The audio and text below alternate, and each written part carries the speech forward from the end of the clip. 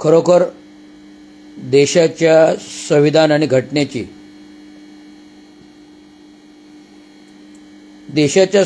घटनेची कायदा लोकशाहीची कोणालाच किंमत राहिलेली नाही. देशाच्या संविधान आणि घटना, कायदा, लोकशाही, युगपुरुष, महामानव, विश्वरत्न, भारतरत्न, बॅरिस्टर, बोधिसत्व डॉक्टर बाबासाहेब आंबेडकरांनी घडविली. स्वातंत्र्यपूर्व 77 वर्षाचा कार्यकाल खंड गेला.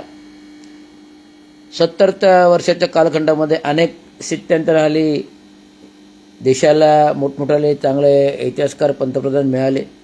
कायदा कानून घडला ना. प्रत्येक पक्षाचे मंत्र्यांना जेव्हा न्यायालयाने दोषी ठरवलं आणि केस कोर्टामध्ये लागली, त्याच्या आधीच त्या मंत्र्याने स्वतःचा पदाचा राजीनामा दिलेला आहे. लक्षात घ्या. त्यावेळेस मंत्र्यांनी स्वतःच्या पदाचा राजीनामा दिलेला आहे. परंतु आता मी काय पाहतो, आताच्या सरकारमधील मंत्री दोषी होऊन देखील शिक्षा, त्या पक्षाचे सर्व सेवा त्या मंत्र्याचा राजीनामा घेत नाही. माननीय मुख्यमंत्री महोदय पण राजीनामा घेत नाही. परंतु पक्षाने राजीनामा का घ्यायचा? पक्षाने आमदारकीचा राजीनामा घ्यायचा. परंतु मंत्री म्हणून अटक केल्यानंतर, मंत्री म्हणून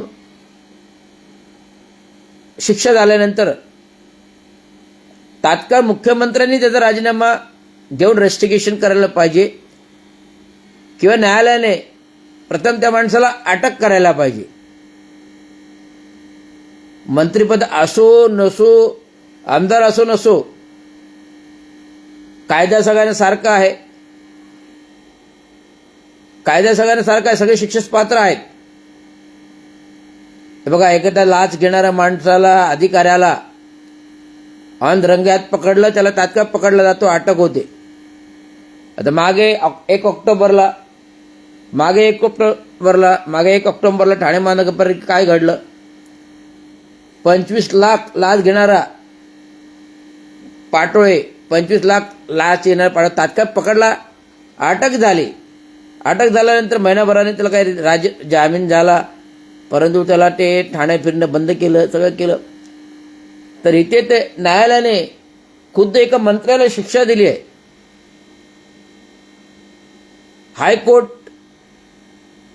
हायकोर्टाने शिक्षा दिली आहे. हायकोर्टाने त्याला त्याची शिक्षा तात्काळ सुनावणी निर्णय, शिक्षेपासून, अटकावापासून निर्णय घेण्यास मज्जाव केला. तर न्यायालयाने दिलेल्या शिक्षेनुसार त्याला अटक व्हायला पाहिजे. कायद्यातील पोलिसांनी तत्काळ त्यांना अटक करायला पाहिजे. भले मंत्री असला म्हणून काय झालं, अटक करायला पाहिजे. अटक का नाही करत? हा जर सर्वसामान्य गुन्हेगार असता तर तात्काळ पोलिसांनी उचलून आतमध्ये बेड्या ठोकल्या असतात, आतमध्ये घातल्या असतात. हे काय आहे संविधान? हे काय आहे घटना? कशा प्रकारे चाललंय राज्य? घटनेचं राज्यात राहिलेलं नाही. केवळ राजकारण सत्तेसाठी खुर्चीसाठी चाललेलं आहे. घटनेच्या संविधानामध्ये फक्त मुख्यमंत्री हे पदच अधिकृत आहे. दोन्ही उपमुख्यमंत्री पद घटनाबाह्य आहेत, अनधिकृत आहेत. घटनेमध्ये तरतूदच नाहीये तरी ते भोगतात. ते रद्द करत नाही. राज्यपालांनी त्याच्यावर कारवाई करायला पाहिजे. निवडणूक आयोगाने कारवाई करायला पाहिजे. राज्यपालांनी कारवाई करतली जात नाही. घटनेत जी पदं तरतूदच नाही ती पदं दिली गेली आहेत. त्यामुळे असे घटनाबाह्य पदं घेणारे शासन मंत्रालयामध्ये, शासकीय कार्यालयामध्ये घटनाबाह्य कारवाया करतात. अधिकाऱ्यांनाही घटनाबाह्य पदे देतात. पात्रता नसताना, शैक्षणिक पात्रता नसताना घटनाबाह्य पदे देतात. असे ठाणे महानगरपालिकेत घडतात ना. मी सवय लागते. ठाणे महानगरपालिकेची टक्केवारीची सवय लागली, जी टक्केवारी मंत्रालयापर्यंत पोहोचली. 40-40%, 50-50%. काय चाललंय काय? कुठे नेऊन चालली म्हणजे देशाची लोकशाही, घटना, संविधान? कुठे घेऊन चालले माझ्या महाराष्ट्र राज्याची लोकशाही घटना संविधान? छत्रपती शिवाजी महाराजांचा महाराष्ट्र 18 पगड जाती धर्माने घेऊन चालला. काय आहे छत्रपतींची राजेशाही लोकशाही राजपाट? कायद्याचं दंडवत अस्त्र शिक्षा, हत्तीच्या पायाखाली कडेलोट तत्काळ होत्या. तिथे कोर्टामध्ये केसा चालले जातात. पण आता लोकशाही आहे. लोकशाही मार्गाने गुन्हेगाराला पण वाचवण्यासाठी न्याय मागण्यासाठी अधिकार देतो. पण तो गुन्हा असेल गुन्हा असेल दोषी ठरला नक्कीच शिक्षा करतो. मग आता कोकाटे दोषी आहेत. जे मंत्री राष्ट्रवादी अजित पवार गटाचे कोकाटे मंत्री दोषी आहेत, तात्काळ पोलिसांनी अटक करायला पाहिजे. पोलिसांवर आरोप आहे, पोलिसांनी तात्काळ अटक करायला पाहिजे. पोलिसांनी तात्काळ अटक करायला, जिथून असेल तिथून अटक करायला पाहिजे. खोटं आधार पण अशी वेळ आली की लगेच बीपी वाढतो. अधिवेशनामध्ये पत्ते खेळताना बीपी नाही वाढत आहे. शेतकऱ्यांवर अनापशनाप बोलताना बीपी नाही वाढत आहे. आता अटक सत्र आलं तर बीपी वाढून लगेच हॉस्पिटलमध्ये ऍडमिट होतो. काय चाललेलं आहे देशाचं, काय चाललंय राज्याचं? आमचे धनंजय मुंडे दिल्लीला अमित शहाच्या भेटीसाठी देतात का? तर पुन्हा नव्याने मंत्रिपद घ्यावं आणि तो भागवत कराडला कसं सुटता येईल याच दिशेने मंत्रिपद यायला बघतात. तर लोकशाही कुठे चालली, कशा प्रकारे चालले? आज लोकशाही मतदानाचा अधिकार आपण कशासाठी बजावतो? तो खऱ्या मार्गाने सत्य मार्गाने लोकशाही चालावी याच्यासाठी आपण करतो ना. काय चालले, कुठे घेऊन चालले महाराष्ट्र माता, कुठे घेऊन चालले भारत देश माझ्या घटना आणि संविधान कुठे घेऊन चालले? एक शर्मनाक घटना आहे. आम्ही आपण शंडपणे टीव्हीवर न्यूज पाहतो. कोकाट्याचं खातं काढण्याची सीएमची राज्याकडे शिफारस. कोकाट्यांची खातं काढण्याची सीएमची राज्यपालांकडे शिफारस. सीएमच्या शिफारसीनंतर मानेगाव कोकणचा राजीनामा.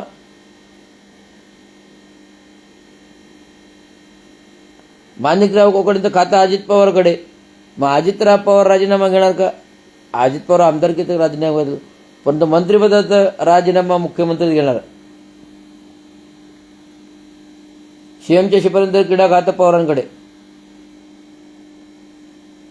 माणिकराव कोकणेंचा राजीनामा.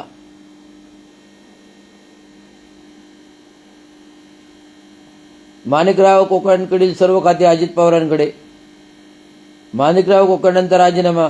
कोकणेंचं खातं काढण्याची सीएमची राज्यपालांकडे शिफारस.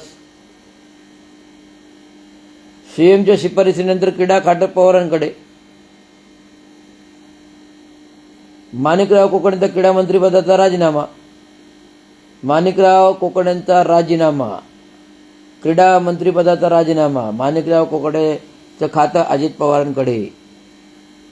माणिकराव कोकणेंच्या सदनिका लाटल्याचे प्रकरण भोवलं. खोटी कागदपत्र सादर केली. तर आणखी एक ठाण्यातील पालकमंत्री, नगरविकास मंत्री माजी आणि आत्ताचे माजी मुख्यमंत्री आणि आत्ताचे उपमुख्यमंत्री यांना पण उपमुख्यमंत्रीपद सोडावं लागेल. उपमुख्यमंत्री सोडावं लागेल. कारण गंगूबाई संभाजी शिंदे हॉस्पिटलचा आर्थिक लाभ घेतला. तो फॉर्म 26 मध्ये आमदारकीला नॉमिनेशन भरताना फॉर्म 26 मध्ये दाखवलं नाही. आयोगाकडे आक्षेप घेतलेले आहेत. मी अजून कोर्टात गेलो नाही. आता पुन्हा मागणी करतोय. माहिती अधिकारात काय कारवाई केली आणि 26,67,94,000चा महाराष्ट्र शासनाचा गफला केला. त्यामुळे गुन्हा हा घडणार. आणि आरक्षित भूखंड, मलिनसार केंद्र पंपिंग आरक्षित भूखंड ठाणे महानगरपालिकेचा लाटला. असा आर्थिक लाभ घेतला एकनाथराव शिंदेंनी, हे तुम्हाला सांगतो. त्यांच्यावर पण आता कारवाई होईलच लवकर. त्यांना पण मंत्रिपद सोडण्यासाठी प्रयत्नशील न्यायालयातून करणार आणि न्यायालयाच्या आदेशानुसार त्यांना उपमुख्यमंत्रीपद सोडावं लागेल. पालकमंत्री नगरवसतिपद आणि आमदारकीचा राजीनामा घ्यावा. एवढं सांगतो. धन्यवाद. जय भीम महाराष्ट्र.